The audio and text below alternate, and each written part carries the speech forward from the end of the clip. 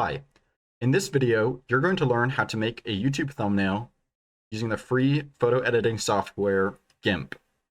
The first step is to download GIMP. So you can search GIMP and download GIMP off of GIMP's website, gimp.org. Once you have it downloaded, install GIMP and open up the program. If you've never used GIMP before, there can be a lot of elements and it can be tough to figure out how to use all of them. So we're going to go through step by step and show you how you can make a professional looking thumbnail without any prior experience. Let's make a new file. File, new. If you're making a YouTube thumbnail, then you want to choose 1920 by 1080. If you want to make a different size thumbnail, then check which dimensions you need for whatever website you're going to be uploading your thumbnail to. I'm actually going to start with a square thumbnail, which would be used for like a catalog or maybe a journal or something. But everything that I'm going to be doing will apply to a normal rectangular thumbnail as well. It's always better to make your canvas size bigger than you think you might need it rather than smaller, because it's a lot easier to make your thumbnail smaller at the end if you have to, but it is really difficult to make your thumbnail bigger at the end without sacrificing some image quality. There's a lot of different types of thumbnails that you can make. I'm going to be starting with a text-based thumbnail, which is going to be focused on text and tags about the media that you're advertising. After that, I'll add some images to show how you can make a more hybrid thumbnail that utilizes both text and photos. First, add your title. Make sure you have the text tool selected. Then click anywhere on your canvas and type your title. I'm going to be making a thumbnail for a course, but you can make a thumbnail for most types of media, like a story or video or an article.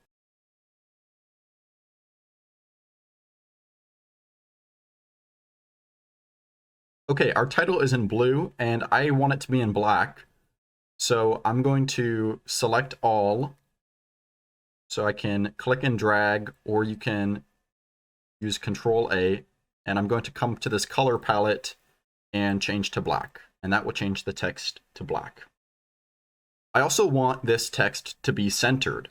Now I could move it around with this move tool, but instead, what I'm going to do is I'm going to extend the borders of my text layer to the edges of the canvas, and then I can select my text and use the center justify, and that will automatically make sure the text is right in the center of the canvas. And I'm actually going to move it up a little bit as well.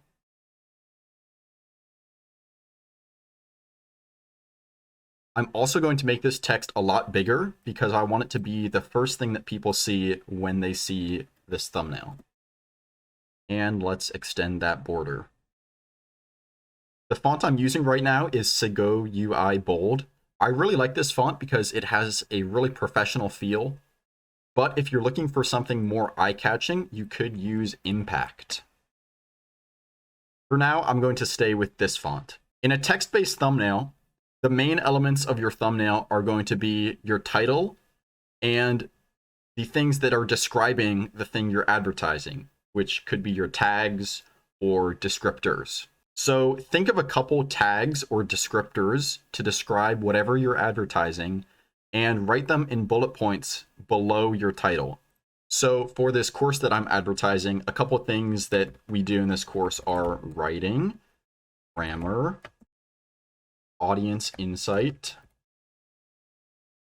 layout and graphics. Oops.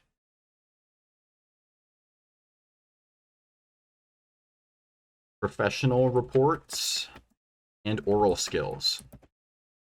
I like using the plus symbol as a bullet point because people associate it with positivity. And I want this to be left justified, and I want this to be black.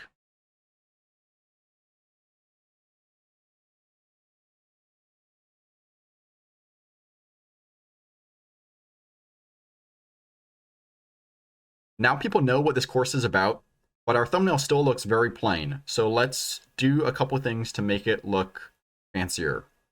Let's make a new layer. Come down here to the new layer button and click it, and click OK. We're going to add a gradient to this layer. Press G on your keyboard to switch to the gradient tool. You can also come to where the bucket is and right-click it and select the gradient with your mouse. With the gradient tool selected, click and drag from the bottom left to the upper right of your canvas. This adds a sort of cool looking gradient. The problem now is our text is very hard to read. If you want to change the color of your gradient, you can do so by clicking whichever side of the line you want to change the color. So let's say we don't want this to be orange. Let's say we want it to be green instead. I would click on this plus sign and then come to the color palette and choose whichever color I would like. I am going to keep it as orange and black right now. Instead of changing the color of this gradient, I'm actually going to change the color of the text. You want your background and your text to be contrasting in color so that your text really stands out from your background. I'm going to switch to my text layer and change the color to white.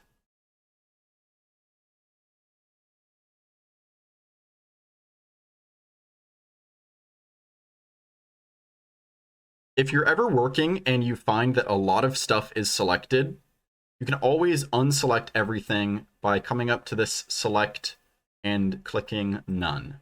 Now I'm going to show you how you can make your text cleaner and more professional looking. I'm going to show you two methods. You can use one or both of them. Here's a warning. If you manipulate text in GIMP, GIMP will no longer recognize that layer as text, and you won't be able to change the content of your text. So, just in case I want to change what this says later, I'm going to duplicate this layer and make all of my changes on the duplicated layers. And then we'll hide the original layers so that the original layers don't actually show up in our image. The first way I'm going to show you how to highlight your text is by putting a border around your text. Make sure your text layer is selected, then click Layer, then Layer to Image Size. This will ensure that your layer boundary is not going to cut off your text border. Now select the magic wand tool or the fuzzy select tool and click anywhere on your canvas that is not your text. This will select everything that is not your text. Now on your keyboard, press Ctrl-I. This will invert your selection so that you are only selecting your text. Now you're only selecting your text. Come up here to the Select tab and click Grow. I'm going to grow by 14. It's going to depend how big your font size is, but usually between 10 and 14 is going to be good. Now switch to the Bucket Fill tool. If you used a gradient earlier, it might be hiding under the gradient. So you might have to right-click on the gradient and then select Bucket Fill. Select which color you'd like to use for your border. I'm going to use black. Try to use a color that is contrasting to the color of your text. Once you've selected your color, click anywhere between your text and the selection. This will give your text a very nice border.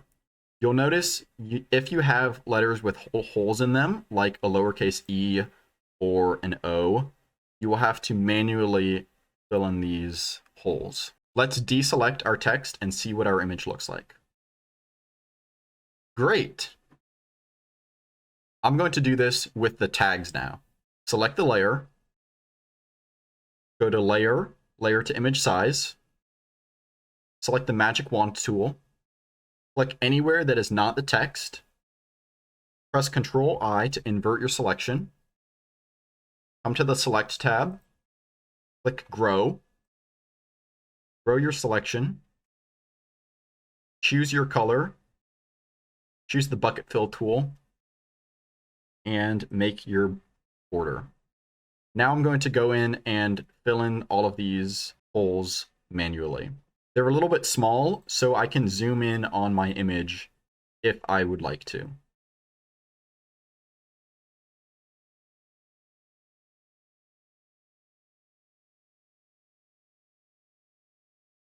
Perfect. Another way you can highlight your text to make it stand out more and make your thumbnail look more professional is by adding a drop shadow. I'm going to manipulate the original text layers. So first, let's duplicate these in case we want to change what the text says a little bit later. And we'll hide the original layers. And now let's add a drop shadow. Come up to the Filters tab, click Light and Shadow, and then click Drop Shadow. If you used a gradient, you want to make sure that your drop shadow is in the same direction as your gradient. What that means is, for my gradient, I have this orange going to black. The orange is the lighter color. So I want my drop shadow to be in the bottom left of my text because the light source is coming from the upper right of the image. You can change which direction your shadow is by manipulating these X and Y variables. It's a little bit hard to see the shadow right now. You can increase the darkness of your shadow by increasing the opacity. So right now we can see our shadow is in the bottom right, and we want it to be in the bottom left. So let's try to see if we can do that. If we move this, our shadow is going to move to the upper left or the bottom right. So we need to disconnect these X and Y variables. You can do that by clicking this chain right here. Now if I move one of these variables, the other one will not move. Okay, so now our shadow is in the bottom right. And let's make it a little bit darker. Great. Let's do it on our other layer. If you're applying multiple drop shadows, you can simply do the repeat drop shadow on your other text layer. So that's what I'm going to do. Now, a drop shadow with the same settings has been applied to this text layer. Now we have a professional looking text-based thumbnail. To export your image, click File, Export, make a title for your image, and then click Export. This will be technical writing.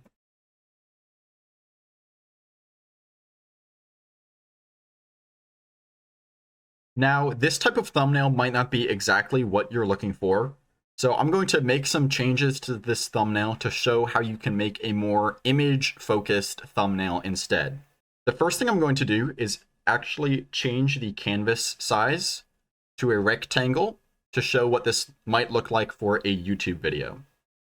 To change the canvas size, come to Image, Canvas Size, and I'm going to use 1920 by 1080. Resize. First, let's recenter our text. Since we manipulated it, we won't be able to use that centering trick I showed earlier. You sort of just have to eyeball it. If you really want to be precise, you can use these measurements at the top to try to get your text as centered as possible. But for now, this is good enough for me. Let's get rid of our gradient because we're not going to be using it anymore. To import an image into GIMP, you can open the File Explorer and simply drag it into the GIMP program, drag it onto your canvas. This was a photo I took of myself earlier today, and we're going to be using it for this thumbnail. I also want an image of a classroom to be the background of my thumbnail. So let's find one using Google. In general, it's okay to use images off of Google and copyrighted images for your YouTube thumbnails, because when you are using them in a thumbnail and manipulating them, it falls under fair use. So you're allowed to use copyrighted images most of the time, as long as you're not just completely stealing them without making any changes at all. Let's find an image of a classroom from my university.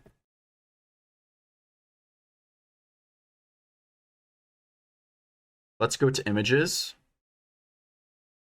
Okay, these are some good photos.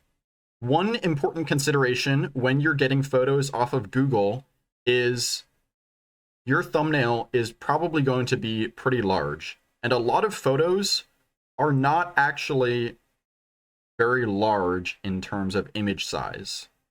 Make sure you're only getting large images that you can use for your thumbnail. You can come up and click Tools and filter for only large images. Medium-sized images and icons are probably going to be too small for using in your thumbnail. Okay, I found an image that I liked and imported into GIMP. If you ever want to change the order that your layers appear, you can come over here to your layers and drag them up or down. So let's make sure our title stays on top. Okay, you might notice that this image doesn't fully fill the canvas. So let's scale it and make it a little bit larger. On your keyboard, the scale tool can be accessed with Shift S. Now you can scale your image to make it larger or smaller. I'm just going to scale it until we reach the borders.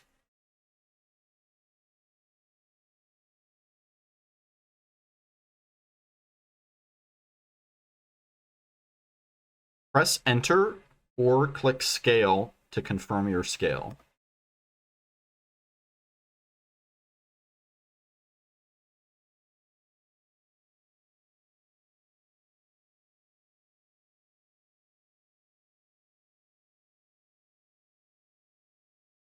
Great, we're going to use this for the background of our image. So let's move the image of myself above it. Okay, when I took this photo, there was some stuff going on in the background, but I don't want that in my thumbnail. I just want myself. I'm actually going to temporarily move this to the top so we can manipulate it a little bit easier. To select yourself out of a photo, you can use the fuzzy select tool. This will only work if the background of your image is not super similar to your hair or your skin or your clothing. So I don't think it's going to work here, but let's see how well it does. Click on yourself. If you need to add to your selection, you can click Shift and click on a new spot. Or if you need to remove from your selection, you can click the Control key and click on a spot. To make the fuzzy select tool more or less sensitive, you can adjust this threshold here. So basically what the fuzzy select tool does, in case you haven't figured it out, is it selects all of the set of pixels that are a similar color. And it does this to try to pick out certain objects from images. It's pretty good, but it's not perfect all the time. So here, I don't think the fuzzy select tool is going to work because the hair and clothing and skin is too similar to the background color. So we're going to do a manual selection instead. This can take a while, but it's really the only other option if fuzzy select doesn't work. Click the free select tool. Now select yourself, and you can click to add vertices. I'm going to do that right now.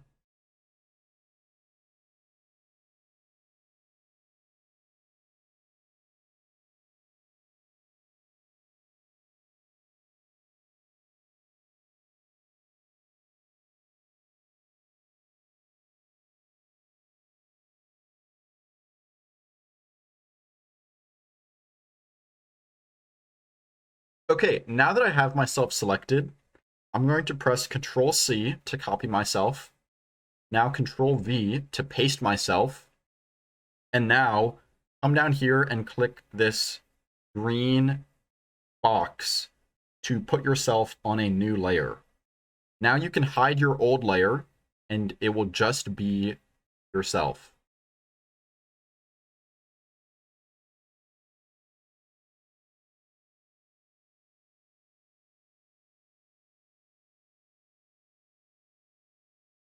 Now that I've cut myself out, I'm going to click layer to image size, and I'm noticing a couple of these edges look kind of sharp, and that can sometimes happen if you're doing a manual selection.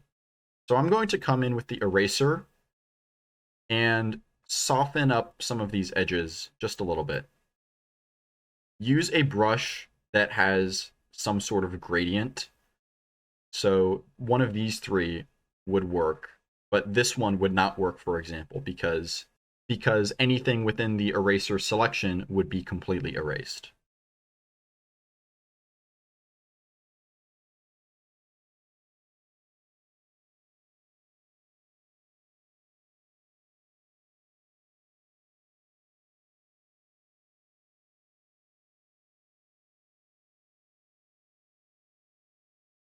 Great. The last thing I'm going to do is this background is a little bit distracting, and it's also making this text a little bit hard to read. It's not really the focus of our thumbnail. So one thing you can do to solve that problem and also make your thumbnail a little bit more professional is to blur your background. Let's see what this looks like. Come up here to Filters, Blur. Now select Gaussian Blur. And you can decide how much you want to blur your background, but you can tell this helps the text and the subject of the thumbnail stand out a little bit more.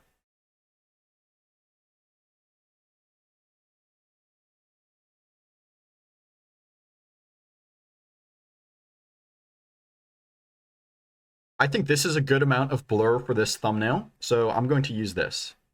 Hit OK. And now I think this thumbnail is done, so I'm going to export it.